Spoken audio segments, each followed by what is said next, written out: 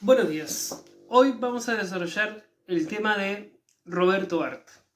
Roberto Art es uno de los grandes escritores de la literatura argentina, destacado a la par de nombres como Jorge Luis Borges o Julio Cortázar o Silvina Ocampo.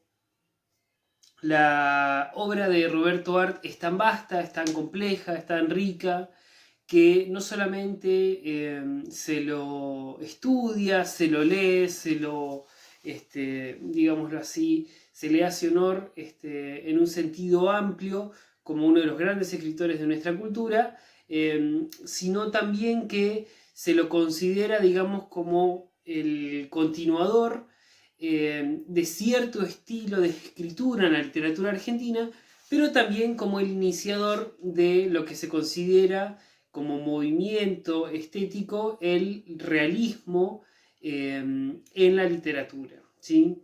Vamos a recordar algunas obras literarias entonces que estuvimos trabajando, como Martín Fierro, como El Matadero, como El Facundo, entre otras, ¿sí? También estuvimos leyendo algo de Borges, como fue el cuento El Fin, y biografía de Isidoro Cruz. Y hoy nos toca entonces comenzar a leer y a estudiar a Roberto Art. Les decía entonces que Roberto Art se destaca dentro del realismo, ¿tá? Como ustedes podrán calcular, el realismo es aquel movimiento literario que funda sus bases, digamos, en intentar reproducir dentro de la ficción aspectos destacados de la realidad. Y esto ustedes dirán, pero es contradictorio, porque si la literatura es ficción, ¿cómo puede ser que haya un movimiento que se denomine realismo?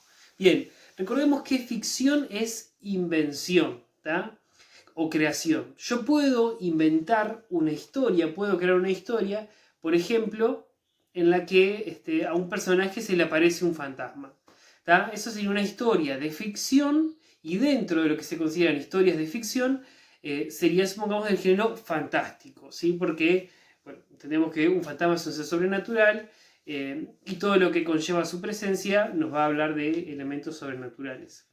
Pero también dentro de esa escritura que es la ficción, ¿tá? Esto de crear una historia, yo puedo crear, por ejemplo, un personaje que un día está sentado en su casa y le llega de visita un pariente, ¿sí? Que le propone, supongamos, un robo, ¿tá?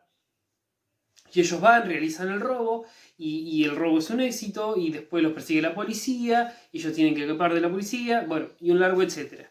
Esa historia que acabo de inventar, yo la creé, es decir, no la saqué de la realidad, eso no sucedió en la realidad, pero sin embargo es una historia de carácter realista, ¿sí? Entonces, el realismo sería algo así como un estilo de escritura, donde la temática que yo desarrollo, a pesar de que no sucedió en la realidad, sí puede suceder en la realidad, ¿tá? Si uno analiza un poco la historia de la literatura argentina, se va a dar cuenta que en general la mayoría de las historias son de corte realista, ¿sí? Porque son historias que tienen que ver de hecho con personajes que representan un poco a los seres sociales de este contexto tan particular de América Latina, que es Argentina, ¿tá? Un personaje, lo habíamos mencionado, como el de Martín Fierro, probablemente es el más representativo de una clase social, ¿sí? Martín Fierro representa a todos los gauchos.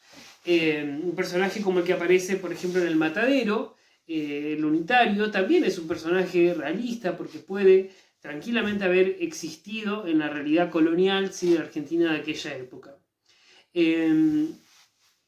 Pero digo, lo que hace Roberto Art es sentar la base de un realismo extremo, ¿sí? Un realismo, digámoslo así, que intenta hacer un calco, una fotocopia, un espejo de la realidad.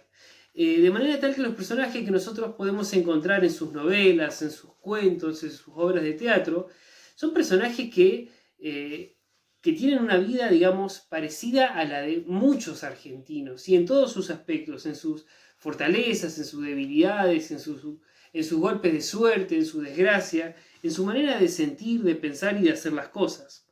Pero hay una particularidad, que Roberto Art elige contar historia de personajes que resultan ser marginados, ¿sí? Personajes que sufren, digamos, de la marginalidad social y fundamentalmente de la marginalidad de las grandes ciudades. Y Roberto Arlt le gustaba pensar, digamos, a este sujeto que nace, por ejemplo, en un barrio pobre, en un barrio humilde, en un trabajador que es prácticamente un esclavo porque gana muy poco dinero y se somete a largas jornadas laborales.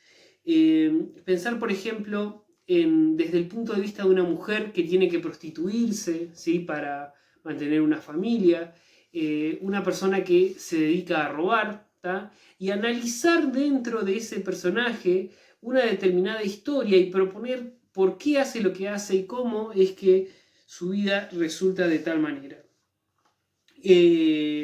Pensemos también que este tipo de escritura, la escritura de Roberto Arlt, resultaba una escritura bastante chocante para la época, ¿sí? Roberto Arlt nació en 1900, el 2 de abril de 1900, y a partir de 1913, 1915 comienza a hacer distintas actividades que poco tienen que ver con la literatura y con el arte. De hecho, él era un obrero, jornalero de la industria metalúrgica, pero bueno, le gustaba leer mucho y se interesaba además por ideas que tenían que ver con el anarquismo, con el socialismo, es decir, ideas de izquierda, políticamente de izquierda, ¿no? Ideas en las que se intenta destacar, digámoslo así, el sufrimiento de las clases sociales más bajas. A su vez, este pensamiento que Roberto Arlt comienza a desarrollar se venía, digamos, promulgando bastante en América y en Europa en general.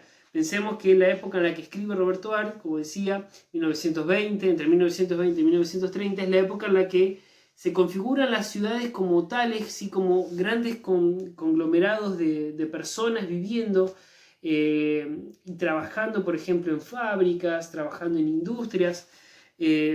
Y esta idea, ¿no? De que el sujeto pareciera ser un esclavo de este sistema capitalista que impera en el mundo, ¿sí? Las personas no valen por lo que son de corazón, sino que valen por el dinero que ganan, por lo que contribuyen a la sociedad.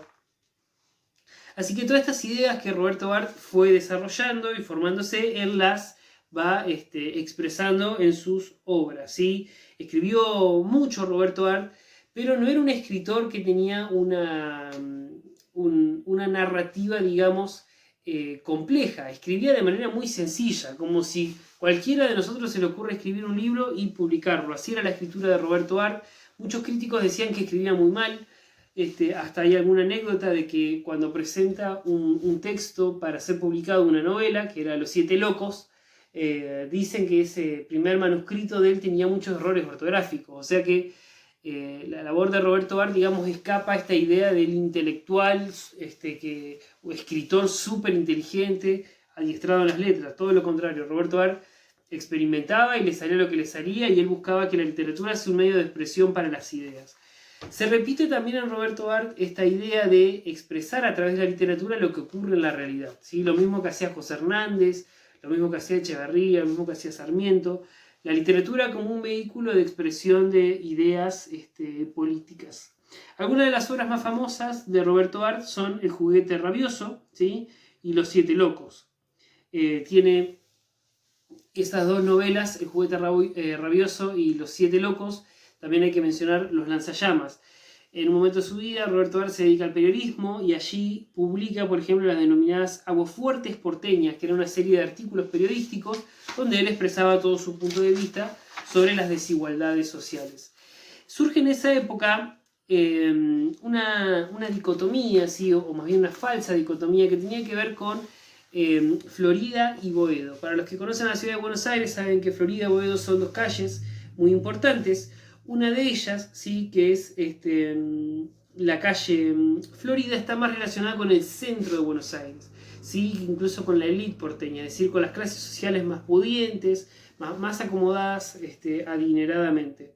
Y en esa calle, justamente en la calle Florida, se desarrollan dos revistas literarias. Una se llamó Proa y la otra se llamó Martín Fierro. Y en esta revista publicaban gente como, por ejemplo, Julio Cortázar y Jorge Luis Borges. Y era más bien una revista, como decía, interesada por temas más estilísticos, más vanguardistas, ¿sí? Con preocupaciones artísticas, digamos, eran escritores que se dedicaban a elaborar historias, ¿sí? De ficción, pero que no les importaba mucho la realidad, si no le importaba la realidad política, no le importaba la economía, no importaba el problema de las clases sociales, de los marginados, todos esos son temas que los escritores y las historias que se publicaban a través de estas revistas no importaban. En cambio, la gente que publicaba en las revistas que se llamaba, por ejemplo, Los Pensadores o la revista Claridad, que a su vez eran revistas que se desarrollaban en la calle de Boedo, se interesaban sí por los temas sociales, como le interesaba a Roberto Arlt. De manera tal que a Roberto Arlt comúnmente se lo ubica dentro de la línea de pensadores de la calle Boedo, ¿sí? Pero, como les decía al principio, esto sería una falsa dicotomía porque los escritores, de hecho, publicaban en una u otra revista y en realidad algún escritor que por ahí en determinada etapa no le interesaba utilizar la literatura para expresar las ideas, en algún otro momento de su carrera tal vez sí lo hacía. Caso de esto, Julio Cortázar, sí, que al principio, es un escritor que vamos a ver más adelante, pero al principio Julio Cortázar se dedicaba mucho a la literatura fantástica y más adelante tiene como que toda una beta política e ideológica en sus textos. Entonces, para ir cerrando, ¿cómo son los personajes, sí, que desarrolla Roberto Arlt? La clave de los personajes de Roberto Arlt es la siguiente, ¿sí? Los personajes de sus novelas y sus cuentos son personas sufridas, ¿sí? Son personas, como les decía al principio, marginados y también humillados. Personas que uno no clasificaría como héroes o como personajes principales de una historia, porque la verdad que sus vidas son muy tristes. De hecho, Astier, por ejemplo, que es el personaje principal de la novela El juguete rabioso, es un ladrón de poca monta, es un ladrón que roba para comer, roba para zafar, digamos, el día a día, y tiene algunas ambiciones, así como la de, por ejemplo, llegar a ser un gran ladrón, ¿sí? Abastecido, digamos, de grandes riquezas.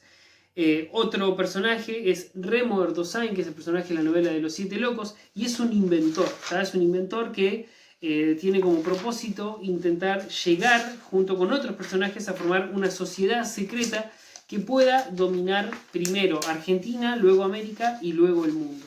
Es decir, son personajes que vienen de la marginalidad, que vienen de la humillación, que vienen de los sectores sociales más bajos, pero que sin embargo sus ambiciones son extremadamente altas y complejas. Seguiremos más adelante leyendo acerca de los textos de Roberto Arlt.